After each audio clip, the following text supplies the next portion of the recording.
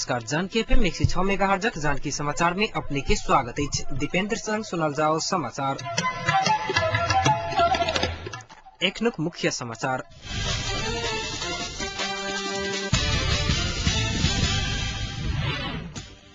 जनकपुर में लागे वाला विवाह पंचमी मेला में अही बेर जनकपुर 14टा निजी विद्यालय श्रद्धालु भक्तजन सबके लिए निःशुल्क आवास की व्यवस्था करे के इच्छा केलक जाहिर।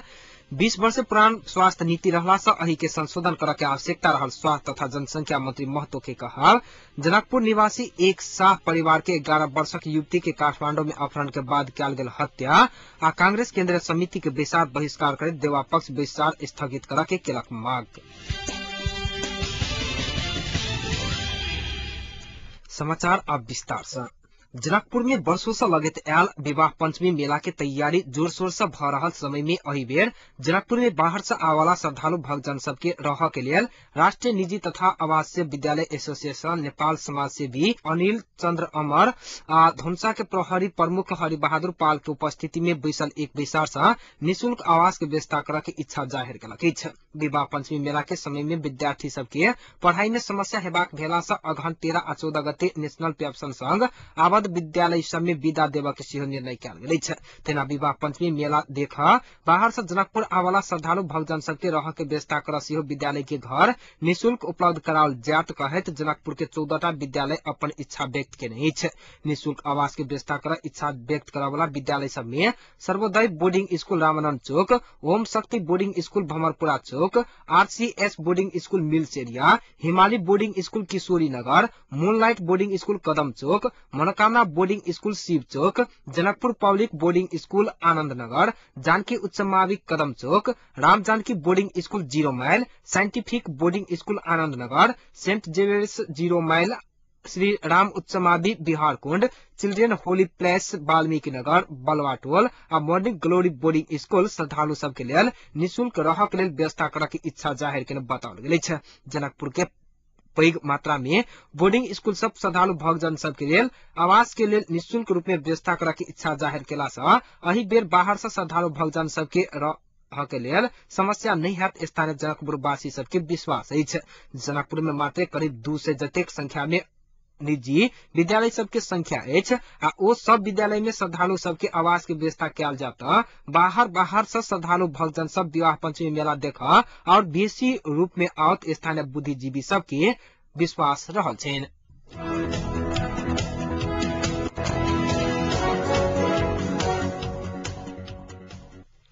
तराई मधेश लोकतांत्रिक पार्टी धनुषा जिला कार्य समिति सदस्य हकीम राइन के पिता मौजे मिया के निधन भेल प्रति तराई मधेश लोकतांत्रिक पार्टी दुख व्यक्त केलक अछि। असामयिक रूप में भेल उनक निधन प्रति दुख व्यक्त करैत मृतक आत्मा के चिर शांति के लेल माता जानकी संग प्रार्थना करैत शोक संतप्त परिवार के धैर्य धारण के कामना कयल गेल पार्टी के सह संयोजक परमेश्वर शाह द्वारा जारी विज्ञप्ति में उल्लेख अछि।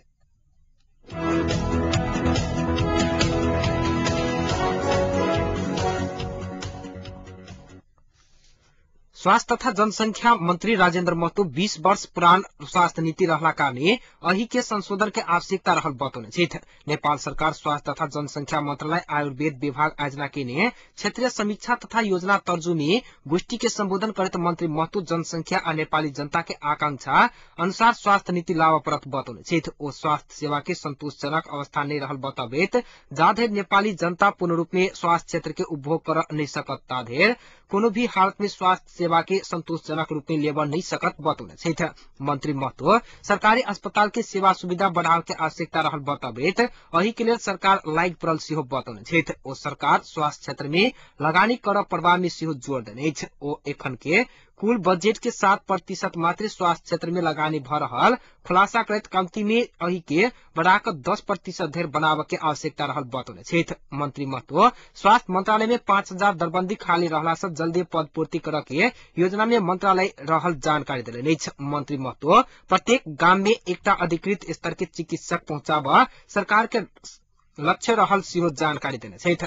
सरकार आयुर्वेद पद्धति के प्रमुखता के साथ आगा बढ़ावा के पक्ष में रहल जानकारी देत आयुर्वेद चिकित्सक सब योजना के तदारकता के साथ आगा बढ़ावा नहीं चाहने सिहो आरोप लगौने छथि। ओ आयुर्वेद चिकित्सक के जनता के सेवा करऽ सँ पाछा नहीं हटवा लेल सिहो निर्देशन देने छथि। मंत्री महतो जनकपुर में आयुर्वेदिक के मध्यमांचल अस्पताल जनकपुर में खोला के लेल अपन तरफ से होवला सहयोग करब बतौने छथि। मंत्री महतो दल सब बीच में आगा बढ़ रहल समझदारी के वातावरण से शांति आ संविधान निर्माण प्रति नेपाली जनता के बीच में आशा जागल बतौने छथि। ओ संविधान जारी कर 6 महीना के समय लागत बतबे सरकार संविधान सभा के म्याद 6 महीना बढ़ाइयो का संविधान जारी करत विश्वास व्यक्त केने छथि।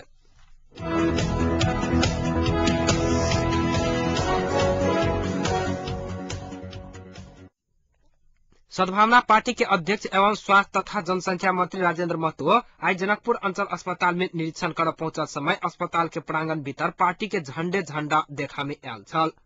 अस्पताल के मुख्य द्वार एवं प्रसूति कोठा आसपास पार्टी के झंडा सब टाँसल गेल छल। एक गोटे डॉक्टर के अनुसार पार्टी के किछ कार्यकर्ता सब आबि क अस्पताल के प्रांगण में पार्टी के झंडा लगोला कारणे अपने सब अही कार्य के रोक नहीं सकल बतौने छथि। अस्पताल के प्रांगण भीतर पार्टी के झंडा जे रूप में लगाओल गेल छल ओ देखला पर मंत्री के अस्पताल निरीक्षण नहीं भक कि कोनो पार्टी के औपचारिक कार्यक्रम रहल महसूस भेल स्थानीयवासी सबके कहब अछि। मंत्री अस्पताल आबय के निर्धारित कार्यक्रम तय भेला के बाद अस्पताल प्रशासन अंचल अस्पताल में नाक राखा के अवस्था नहीं रहल। अस्पताल के आई भिनसरे सब वार्ड सब में साफ सफाई करे के संगे बिरामी सबके बेड में सुतऽ वाला तन्ना समेत लगाओल गेल छल त प्रसूति वार्ड में सेहो पर्दा लगाओल गेल छल। एक गोटे कुरुआ के अनुसार ई सब अस्पताल प्रशासन मंत्री के देखावा के लेल मात्रे केने मुदा मंत्री गेला पर ओ सब पहिनिये के अवस्था में जाके लेल देर नहीं लागत टिप्पणी केने छलथि। अस्पताल निरीक्षण के क्रम में अस्पताल विकास समिति के अध्यक्ष कुमारकांत झा जनकपुर अंचल अस्पताल में दिन प्रतिदिन बिरामी के चाप बढ़ रहला के बाद अही अनुसार के जनशक्ति नहीं भेला कारणे सेवा देवा समस्या भरल बतौने छलथि। भेंट में मंत्री महतो जनकपुर अंचल अस्पताल के क्षेत्रीय अस्पताल बनावे के पहल करब बतौने छलथि। तहिना अस्पताल के मेसू डॉक्टर गौरांग मिश्रा अस्पताल में रेडियोलॉजिस्ट के व्यवस्था कराब सहित के विशेषज्ञ पद के रिक्त भेल पद सब में पदपूर्ति कराब मंत्री संगे मांग केने छलथि। अस्पताल भीतर रहल विभिन्न समस्या मध्य प्रमुख 12टा समस्या के तत्काल समाधान कर मेसू मिश्रा मंत्री संगे आग्रह केने छलथि।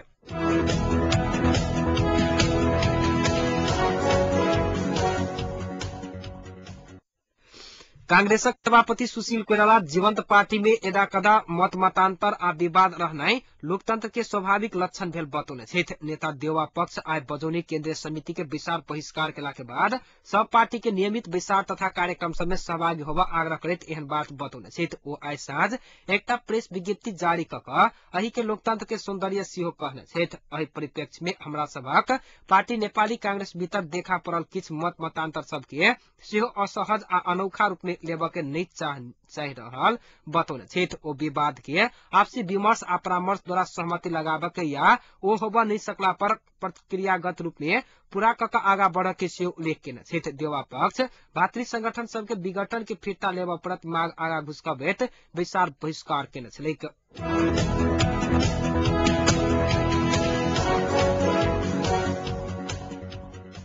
जनकपुर निवासी रहल आ हाल काठमांडू के गलकुपाखा में रहत आयल एक बच्चा के अपहरण के बाद हत्या कयल गेल अवस्था में लाश भेटल अछि। काठमांडू के सीता पायला में भारतीय शिक्षा सदन में कक्षा 3 में अध्ययनरत रहल 11 वर्षक सुगम शाह के अपहरण के बाद हत्या भेल अछि।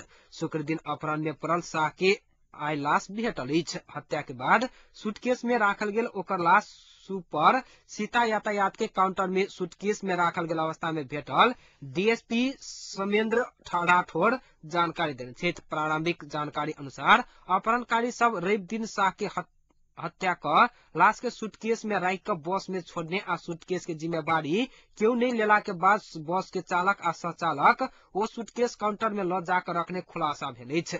घटना में संलग्न रहल आशंका में 7 गोटे के पुलिस गिरफ्तार क अनुसंधान प्रक्रिया आगा बढ़ौने अछि त अन्य सबके खोजी कार्य भ रहल पुलिस जानकारी देलक अछि। जनकपुर घर भेल शाह परिवार एखन गलकुपाखा काठमांडू में रहैत आयल अछि।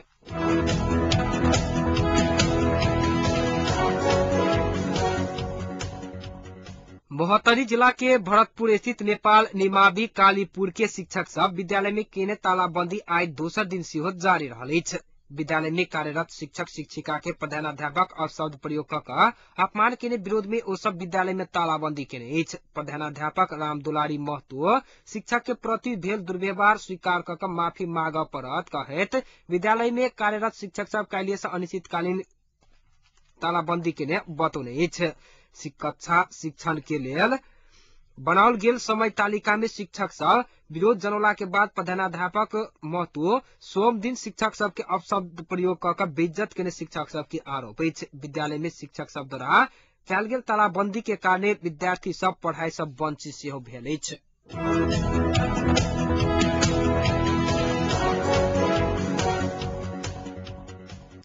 नेपाली कांग्रेसक शेरबहादुर देउवा पक्ष केन्द्रीय समिति के बैसार स्थगित करबा लेल आग्रह केलक अछि। देउवा पक्ष नेता सबक बैसार देवा निवास में आज सम्पन्न भेल छल। पार्टी भीतर आंतरिक विवाद कायम रहल अवस्था में बैसार के कोनो औचित्य नहीं छैक कहैत देउवा पक्ष बैसार स्थगित करबाक लेल आग्रह केने अछि। केन्द्रीय कमिटी के बैसार स्थगित नहीं कयल गेल त देउवा पक्ष बैसार बहिष्कार करऽ के चेतावनी सेहो द देने अछि। सभापति कोइराला एखन किछुए देर के बाद केन्द्रीय समिति के बैसार बजौने छलथि।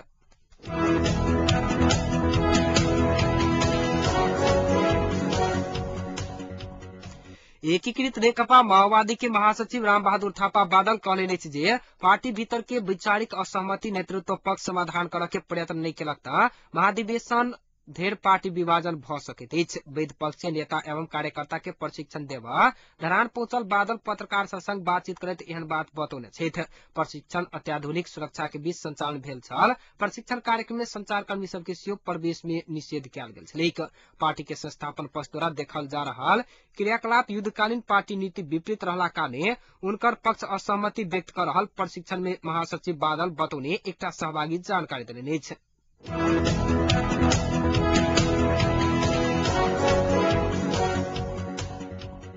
आप जनकपुरक तापक्रम एखन जनकपुर के तापक्रम 21 डिग्री सेल्सियस अछि।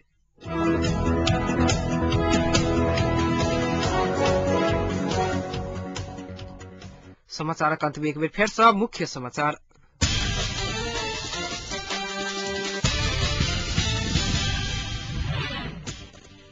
विवाह पंचमी मेला में अही बेर जनकपुरक 14टा निजी विद्यालय श्रद्धालु भक्तजन सब के लेल निःशुल्क आवास के व्यवस्था करऽ के इच्छा केलक जाहिर 20 वर्ष से पुरान स्वास्थ्य नीति रहला से अही के संशोधन करऽ के आवश्यकता रहल स्वास्थ्य तथा जनसंख्या मंत्री महतो के कहब।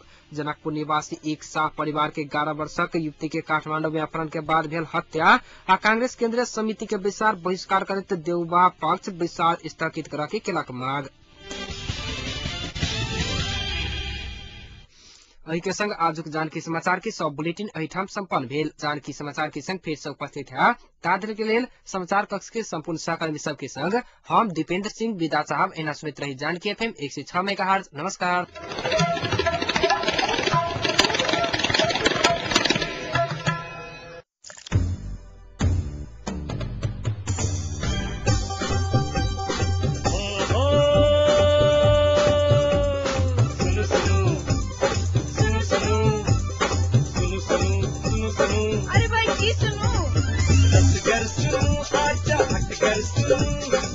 पल के खबर घर बैसल